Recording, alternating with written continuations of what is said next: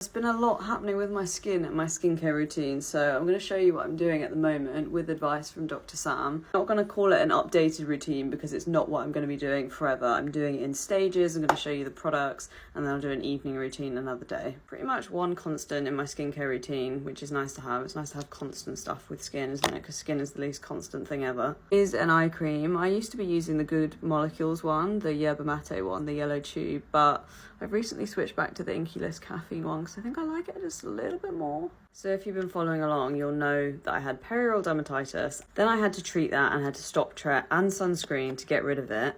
Then I introduced Tret again, and basically the perioral dermatitis just kind of came back.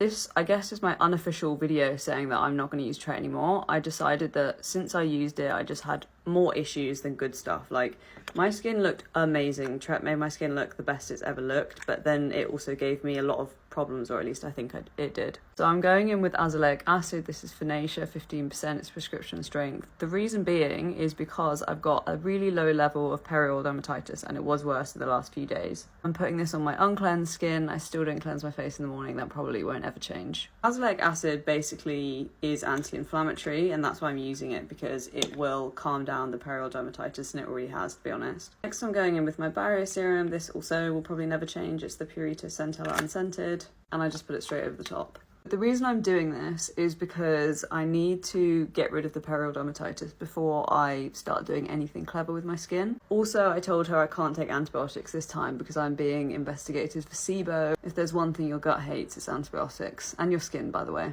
After that's done, I just take my moisturiser. This is the Cetaphil Daily Hydrating Moisturiser. I alternate between that and the Dr. Sam's one. I know people hate it when I rub it between my palms, but like, you need to get a life. And you guys are going to be shocked, but I'm not going to be using SPF. SPF irritates the perioral dermatitis. I think people are going to think that that's an absolute crime, but really, I'm only doing this for like 2 weeks. 2 weeks without sunscreen isn't going to cause you any noticeable change in the long run. However, I have got something new for when I do use SPF, and this is the Colour Science Unforgettable Total Face Protection Face Shield Classic. Fuck me, that's a long name. It was recommended by Dr. Sam. Basically said, you've been using a hybrid sunscreen. I know that's better than a chemical one for perioral dermatitis, but she was like, I think you just need to be using an all mineral sunscreen, and she recommended this one. I'm actually really excited to use this because it looks really nice on people's skin. It meets all my criteria. It's fragrance free.